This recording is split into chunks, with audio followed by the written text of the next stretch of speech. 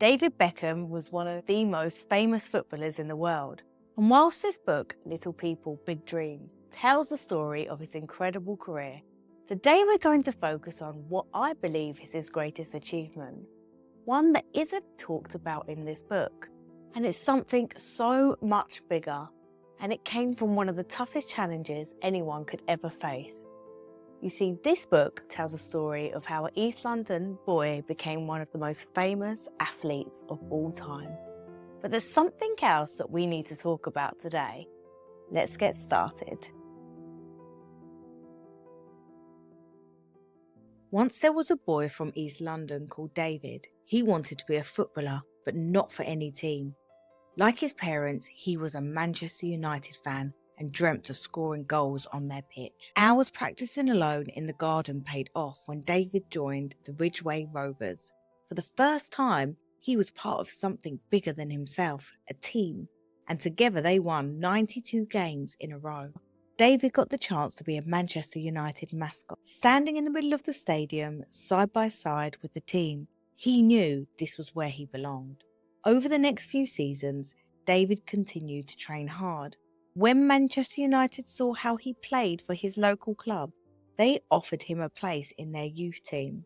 It became the winning squad, known as Class of '92. With his superb passing and precise free kicks, David earned a place in the first team. He became one of the most valuable players, but it was a goal from the halfway line that made him a legend. One day, after a match, David met Victoria, a member of the famous band called the Spice Girls. The moment their eyes met, they knew they were meant to be together.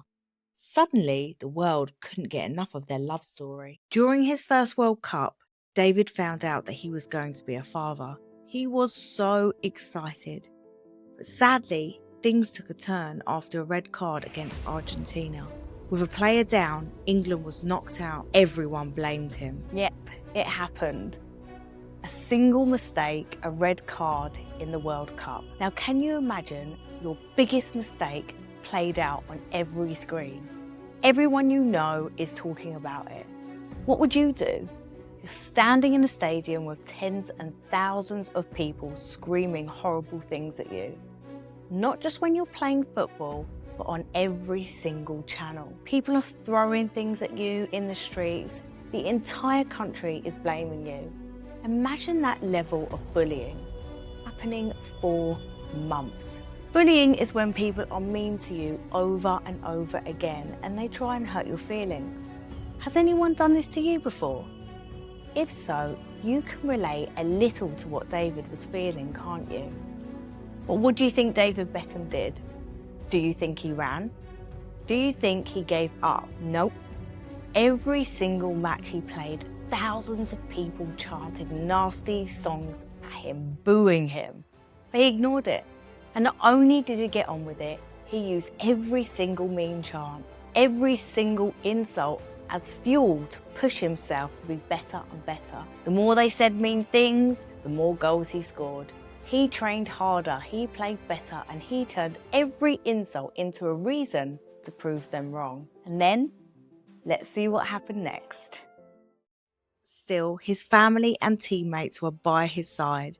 With their support, David helped the Red Devils win the Premier League, the FA Cup, and the Champions League all in one season. Never before had an English team achieved such a feat. David became captain of the England team and a superstar, adored by those who didn't even watch football. Whether it was for being the best player on the pitch or the coolest dad in the neighbourhood, he was always in the news. He had been playing for Manchester United almost 12 years when he signed for Real Madrid. He joined the Galacticos, a squad of superstars. But it was not until his family followed him to Spain that David was truly happy. David went on to play for teams in the United States, Italy and France. By the time he hung up his boots, he had won 6 Premier Leagues, 2 FA Cups, the Champions League, the Spanish and French League and 2 MLS Cups. But he never left football. David started a new team in Miami. He put pink nets on the pitch, brought Leo Messi, one of the world's best players, to score in them, and changed the history of the sport in the United States. But even today, little David's incredible journey teaches us that the final whistle isn't the end of the great story, but the start of a new adventure. Wow. So you see, he ended up becoming one of the most loved and respected people in the world. People would then chant, "There's only one David Beckham, only one David Beckham." When they made a documentary about him, they travelled the world struggling to find somebody who didn't even know his name. Can you imagine? One mistake made the world turn against him, but instead of hiding, he fought back. He refused to let anyone destroy his dreams. That's like going from being the kid that nobody wants to pick for their team to the whole world wanting you. Have you ever felt judged? Have you ever made a mistake and felt like everyone was watching? Have you ever been laughed at or left out? Have you ever held back because you were scared of what people might say? It's okay to feel upset, and it's definitely okay to cry. But what matters is what you do next. He didn't hide, he didn't give up, and he trained harder and he played better. He let the hate fuel him. And in the end, the same people who booed him chanted his name. So the next time someone doubts you, you prove them wrong, feel your feelings, then get back up.